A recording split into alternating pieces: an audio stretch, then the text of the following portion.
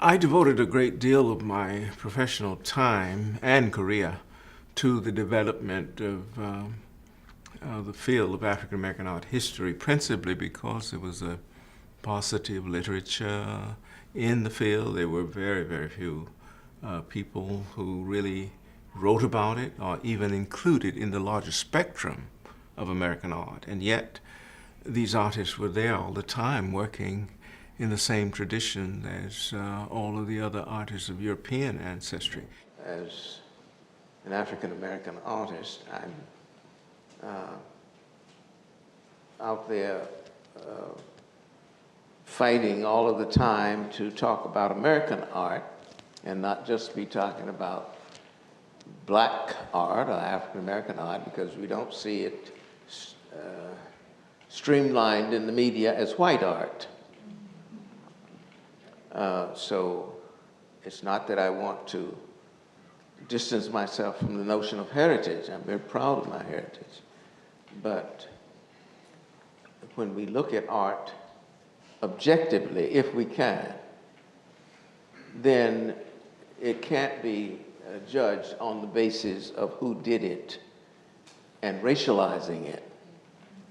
It has to be judged on the basis of this so-called canon. And this canon should be for all.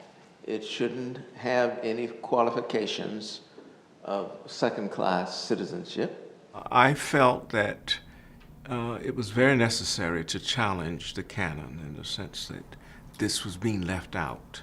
And if you wanted a real definition of American art, you had to be inclusive and not exclude the First Nations people, Asian people, Latino people, and what have you, that we had to be inclusive of women because there weren't that many women represented. So even though my concentration was on the absence of the African American presence, I tried to have us look at the whole picture and to say, to get a real full definition of American art, we have to have all of these components. But specifically, I was interested in our approach to understanding what African Americans had contributed to the field.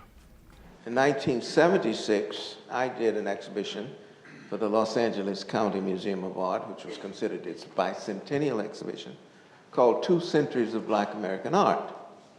And I had a goal and objective, and that was to highlight the omissions from American art by people of color.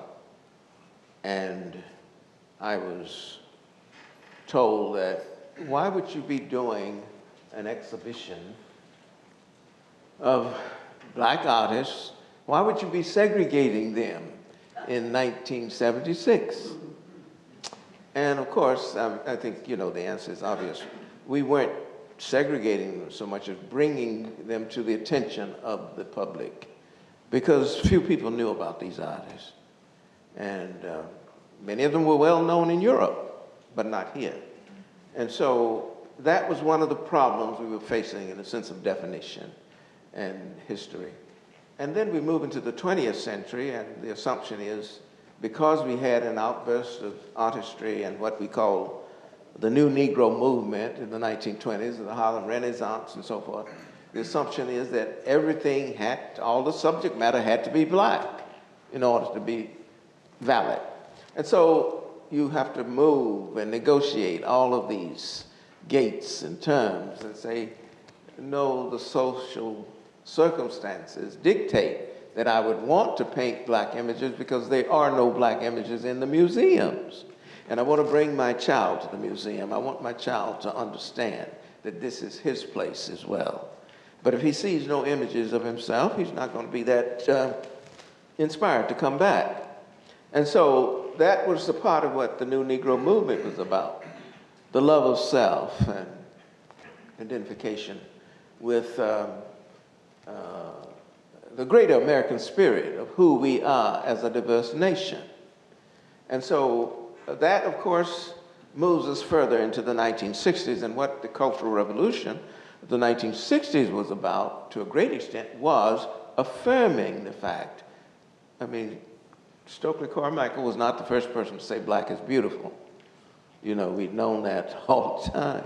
But he said it loud enough that it got the attention of the majority culture. And sometimes you have to yell and scream until people hear you. And that's what the Black Arts Movement did, and that's a part of what the Black Lives Matter movement is doing today. The most visible Americans are very often unseen, except in matters of crime and things like that. So some of these movements that we question the legitimacy of, they are necessary because we look the other way. We are so convinced that American civilization, American society, is beyond otherness, and yet we thrive on otherness by looking above and beyond all of this diversity in our culture. So that it is the responsibility of the artist to bring that to our attention, whether we like it or not.